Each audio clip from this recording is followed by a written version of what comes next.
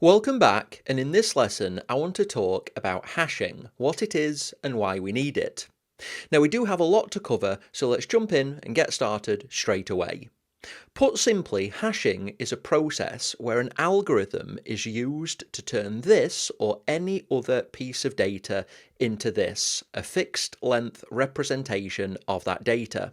Hashing is at the core of many critical services that you use today, such as passwords, digital signatures, SSL certificates, data searches, and even some antivirus or anti-malware solutions rely on hashes so they can store definitions of malicious files without having to store every single huge file. We even have some forms of digital money such as Bitcoin which use hashing. Now, to understand why hashing is so important, we need to step through how it works, what benefits it provides, and some of the terminology used. So let's go ahead and do that. Hashing starts with a hash function, and think of this as a piece of code, an algorithm. Now there are many different ones which are used or have been used over the years, and examples include MD5 and SHA-2 256. The core principles of hashing is that you take some large variable-sized data and you put that data through a hashing function and receive a fixed size hash of that data. So whether the data is a text file, an image, or a huge database file, the hash you receive will be tiny and fixed length based on the hashing function type. Now also critically, if you take some other data and again put it through the same hashing function, you will get a different hash, a unique hash value. Even if the data differs by only 1 byte, 1 character, or 1 pixel, it will result in a different hash. The aim with hash functions is that any change, no matter how minor, will result in a different hash value. Another critical part of hashing is that while getting a hash from some data is trivial, what you cannot do is take a hash value and get the original data back. There's no way to do this. Let's say that you had a hash of an image. Well, you couldn't take that hash and derive the image. You could if you had infinite processing power and infinite time, brute force every image in existence to try and link back to the hash, but this would require hashing every single image until you found the correct one. You should view it as impossible with any modern hashing algorithm to derive the original data from a hash. Without some vulnerability in the hashing function or without infinite time and processing power, the hashing is one way only. Data through to hash. Now lastly, another fundamental part of hashing is that given the same data, you're always going to get the same hash value if you use the same hashing function. So for one piece of data, you get one hash value. For a different piece of data, you get a different hash value, and hashing is one way only, and you should never get the same hash value for different data, though more on this in a second. Let's look at an example of where hashing can be used, which should be pretty familiar. Imagine you're using an online service and they have a single server. And when you create an account on that service, you create a username and password, and both of those are stored on that server. When you log in, you send your username and password to the server, and an automated process checks the password that you send with the one that's stored, and if they match, you can log in. Now, even if you encrypt your password in transit, and even if the password is encrypted when stored on the server, your password still exists on that server. And it means if the server is ever exploited, then a bad actor will have access at worst to your password and at best an encrypted version of your password. Assuming a full data dump or a long-term exploit, it's pretty trivial to get the plain-text version of your password in this way. And then if you use that password on other services, those services are also at risk. But what about if we use hashes? Well, with this architecture, instead of sending a password to the server when signing up or signing in, we send a hash of the password. This means the server, instead of having our actual password, it only stores the hash of our password. All the server needs to do is check that the hash that you send matches the one in its database, and it can confirm the password was entered correctly on the local client, because given the same data, in this case a password, and the same hashing algorithm, you'll end up with the same hash value. So by comparing the hash value it stores to the hash value that you deliver, i.e. the hash of your password, it can check you're entering the correct password without ever storing a copy of your password. Now on this example I've used the MD5 hashing algorithm, but as you're going to see in a second, this isn't super secure anymore, so you'd likely need to use another hashing algorithm. I'm going to use MD5 as an example to demonstrate a weakness of some algorithms. So to stress, you wouldn't generally use MD5 for production password systems. You choose something a lot more secure. Now if this server was ever exploited when using password hashes, this would be much safer because the hashes are one way. You can't derive the password from a hash. Nothing stops the attacker though from guessing over and over again, trying every possible word and phrase combination with the hashing algorithm used until it guesses right, and then it has confirmed the password that you used, and it can try and exploit other services which you also make use of. And this is why it's really important to use a modern, secure hashing algorithm. Now there are two things with hashing which are really bad. One is if we were ever able to take a hash and derive the original data, but as I mentioned earlier, that's basically impossible without a critical vulnerability in how hashing works.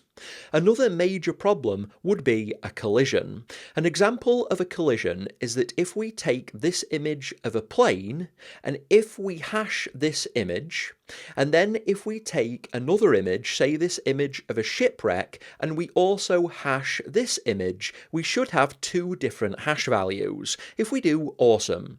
If not, if the hash of A on the left equals the hash of B on the right, then bad things happen because we can no longer trust the hash function, i.e. the hash algorithm. And this is one of the reasons that MD5 as a hashing algorithm is less trusted, because collisions can happen. We can actually show how they can be created, how data can be manipulated to cause collisions. Now I've attached some links to this video with the research project showing how we can create those collisions, but as a quick example I want to switch to my terminal and demonstrate how this works with these two images. So in this folder on my local machine, I have two images, plain.jpg and ship.jpg, and those represent the two images that you've just seen on your screen moments ago. I'm going to go ahead and generate a hash value of one of these files, and I'm going to use the MD5 hashing algorithm. So I'm going to put MD5 space and then plain.jpg. Go ahead and focus on the hashing value that's been generated. So this hashing value, in theory, should uniquely represent the image plain.jpg. So plain.jpg should always generate this hash value, and if I repeat this command, I get the same hash value. But what should happen is if I generate a hash of another piece of data, I should get a different hash value. So I'm going to run MD5 again, this time on ship.jpg. Watch what happens. In this case, it's the same hash value, and this is an example of a collision where two different pieces of data generate the same hash value. And this is a weakness of MD5. We can create this collision. We can adjust the data in order to generate this collision, and this is a bad thing. This shouldn't happen. Now I'm going to follow the same process, but using a more secure hashing algorithm. So this time I'm going to use the SHA-2 256 algorithm on this same file, plain.jpg. Now watch what happens now. The hash value is longer because this is a different hashing algorithm, but we confirm that this hash value is for plain.jpg. Now I'm going to run the same hashing algorithm on ship.jpg. This time note how it's a different hash value. This is a much more secure hashing algorithm. SHA-2-256 is much better at protecting against these collisions. It's a more modern and more well-trusted hashing hashing algorithm. Now, just like any other form of security, such as encryption, it's important that you always use the latest and most secure protocols and architectures. So if you're using hashing in production, you should generally use something like SHA-2-256, because if you want to guarantee that one-to-one link between a piece of data and a hash, so that any other piece of data generates a different hash, you need to make sure you're using a well-respected hashing algorithm, such as SHA-2-256. Now, the likelihood of this happening in normal usage is near impossible, because these two images have actually been artificially adjusted to cause this collision, but it does represent a theoretical vulnerability in the MD5 hashing algorithm. I've included links attached to this video which detail the research project and some examples of how you can implement this as a personal project if you want. But at this point, I'm going to go ahead and return to the remainder of this video. Now, just to summarize with hashing, you take some data plus a hashing function and you generate a hash value. Now, you can't get the original data from a hash, it is a one-way process. And the same data should always generate the same hash. Different data should always generate a different hash. Now, I've just demonstrated how you can artificially cause a collision using older hashing algorithms, but in the real world, even older algorithms should generate a different hash for different data, and any modern hashing algorithm is protected against even this artificial process. Now, hashing can be used to verify downloaded data. If you're making some data available for download, you can have the download in one location and the hash of that download stored on a different system. It means that you can download the data, you can hash it and generate your own hash value.